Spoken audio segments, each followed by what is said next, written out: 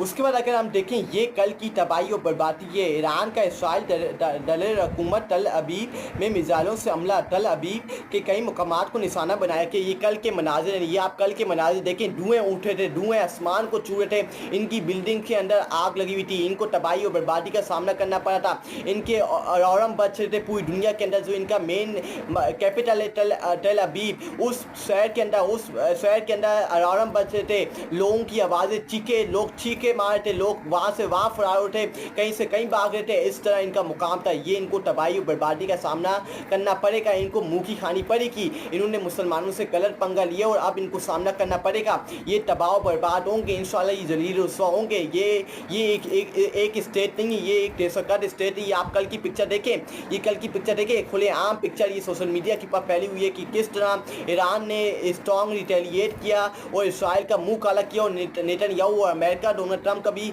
मुंह काला किया। उसके बाद ये आपको मैं पिक्चर दिखाई, ये देखिए, ये मिसाइल जो कल मिसाइल फेंकी गए हैं, 100 मिसाइल फेंकी गए हैं ईरान की तरफ से इसराइल के पास। ये इनकी बिल्डिंग्स है, बिल्डिंग जो तबाह बर्बाद हुई है, बिल्डिंग के अंदर आग लगी हुई है जो मैं बात कर रहा हूँ, ये इनका तबाही और बर्बादी हुई है टेल अबीब के अंदर, जो इनका मेन कैपिटल है इसराइल का। उसके बाद ये आप देखें, ये हमले हुए हैं। उसके बाद अगर हम देखें, ये अमेरिका का साफ़ी है बरक रेवेट, ये क्या कहता है बरक रेवेट, क्या कहता है, Trump spoke by phone with the Saudi crown prince about the war between Israel and Iran to discuss the need to curb the escalation according to the office of the Saudi crown prince. ये Donald Trump ने Saudi prince, जो Saudi Arab का prince है सलमान मोहम्मद बिन, उससे रब्ता किया, उससे telephonic रब्ता किया, उससे अपील की कि इसको रोको, ईरान को रोको कि वो इसराइल के ऊपर हमला ना करे, हमसे गलती हो गई है। ये डोनाल्ड ट्रम्प अब मिनटे तलों के ऊपर आ गया है और जब ही जंग को रोकेगा। अब आप देखें, ये जो अमेरिका का साफ़ी है ये क्या बात कर रहा है बरक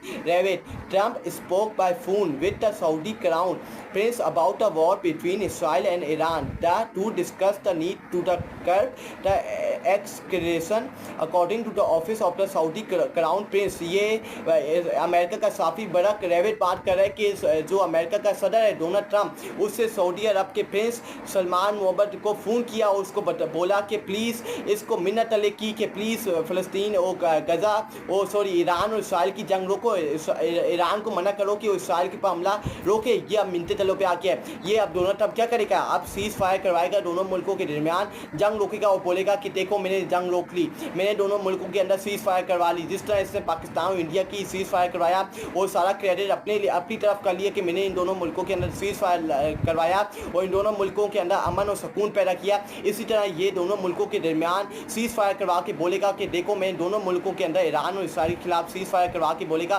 देखो मैं दोनों मुल्कों के अंदर अमन और सुकून ले आया हूँ, दोनों मुल्कों के अंदर मैं जंग नहीं चाहता, मैं अमन और सुकून चाहता हूँ। ये इसके बहाने और ड्रामे, ये पहले हमला करवाता है मिल के इसराइल के साथ ईरान के पास, और अब ये जब इससे देखा कि ईरान रिटेलिएट कर रहा है, ईरान झुकने वाला नहीं है, ईरान गुलामी या यजीदियत या फ़ुरूनियत कबूल करने वाला नहीं है, तो इसने देखा कि अब मुझे रोकना चाहिए, अब मुझे फुल स्टॉप लगाना चाहिए। तो इससे सऊदी अरब के प्रिंस को फ़ोन किया, इससे कतर के अमीर को फ़ोन किया, उनसे मिनटे तले शुरू कर दी कि ईरान को रोको कि इसराइल के ऊपर हमला ना करे, और फिर ये बाद में अपना क्रेडिट अपनी तरफ कर लेगा, देखो मैंने जंग रोकी है, मैं अमन चाहता हूँ, मैं सीज़ फायर करवाइए, मैं दोनों मुल्कों के दरमियान जंग नहीं करवाना चाहता। ये इसके ड्रामेबाजियाँ शुरू हो जाएंगी। डोनाल्ड ट्रंप की ये सदर है, ये एक ड्रामेबाज शख्स है, ये फितना फसाद शख्स है जो पहले फितना फसाद करवाता है और बाद में फितना फसाद से पीछे हटने के लिए दोनों मुल्कों के दरमियान में सीज़ फायर करवाता है और कहता है कि मैं पूरा अमन इंसान हूँ और मैं दोनों मुल्कों के दरमियान में अमन चाहता हूँ, इसलिए मैं सीज़ फायर करवाया है। उसके बाद अगर हम देखें, अगर हम आगे बढ़ें, ये कल की तबाहियाँ जो तल अबीब के अंदर हुई हैं, ईरान दुनिया को अपनी जंगी जोड़े दिखा रहा है। ईरान ने सब मेरीन से भी इसराइल पर मिसाइल फायर किए हैं, जिसकी वीडियो मनाजिर पर सामने आ गए हैं। ये इन्होंने पानी के अंदर से सब मेरीन के अंदर से इन्होंने इसराइल के ऊपर हमला किया। ये जो मैं आपको पिक्चर दिखा रहा हूँ, ये इन्होंने वाटर के अंदर से, सब मेरीन के अंदर से इन्होंने इसराइल के ऊपर हमला किया और ये अब दिखा रहे ईरान कि हम कुछ भी कर सकते हैं, लेकिन आप अपनी खुद मुख्तारी के ऊपर जब भी हमारा सवाल खड़ा होगा हम आगे से जवाब देना जानते हैं, और अगर तुमने हमारे ऊपर पंगा लिया या गंदी नज़र से देखा तो हम तुम्हारी आंखें निकाल के तुम्हारे हाथों में रख देंगे और तुम्हें तबाह बर्बाद कर देंगे।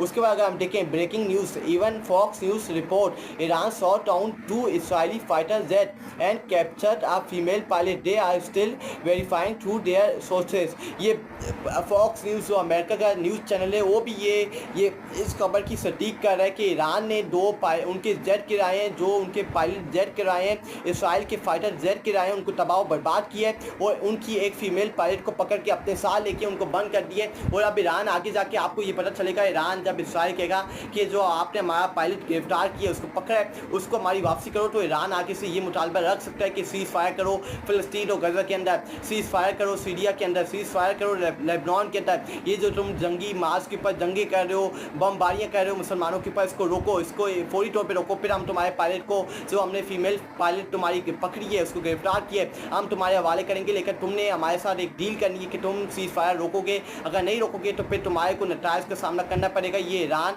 सामने रख सकता है जब इसराइल उनसे मुतालबा करेगा कि हमारी जो फीमेल फाइटर है उसको हमारे को वापसी करो। और ये फॉक्स न्यूज़ भी कह रहा है कि उनकी फीमेल पायलट को ईरान ने पकड़ा है और उनके 2 फाइटर जेट भी तबाह बर्बाद कर दिए हैं।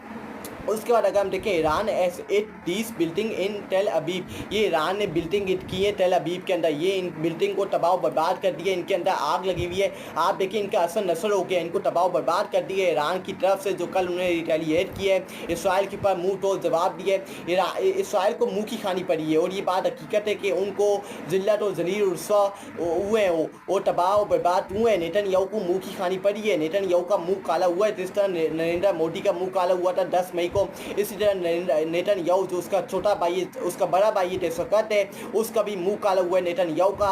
अब ये तारीख में याद रखा जाएगा, इस साल 2 जंगें हुई हैं, पाकिस्तान और भारत की जंग हुई है जिसके अंदर पाकिस्तान कामयाब हुआ है, और ईरान और इसराइल की जंग हुई है जिस तरह ईरान कामयाब हुआ है और इसराइल को मुँह की खानी पड़ी। इसराइल और अमेरिका बड़ी बड़ी बातें करते, बड़ी बड़ी बड़के मारते और ईरान अकेला था और इसराइल के साथ अमेरिका मौजूद था, सुपर पावर जिसको ये मानते हैं, दुनिया जिसको सुपर पावर मानती है वो खड़ा होता, लेकिन वो ईरान का कुछ नहीं बिगाड़ पाया। उसके बाद अगर हम देखें, हम इसराइलों को, यहूदियों को इस बड़े जुर्म के बाद जिसका इन्होंने इंतकाब किया है बच कर नहीं जाने देंगे। आयतुल्लाह खमनाई, ये ईरान के सुप्रीम लीडर ने बात की कि ये जो इसराइल ने आगाज़ किया, इसराइल ने जिसका स्टार्ट किया है, इन यहूदियों को हम तबाह बर्बाद कर देंगे और अब हम इनको बीच में मैदान के पर छोड़ के भागने नहीं देंगे, हम इनका पीछा करेंगे और हम इनको तबाह बर्बाद कर देंगे। ये ईरान के सुप्रीम लीडर आयतुल्लाह खमनाई ये बात कर रहे हैं। उसके बाद बात हम देखें, ईरानी सुप्रीम लीडर आयतुल्लाह खमनाई ने कहा है कि ईरान इसराइल के साथ कोई रहम नहीं करेगा। ये ईरान के सुप्रीम लीडर आयतुल्लाह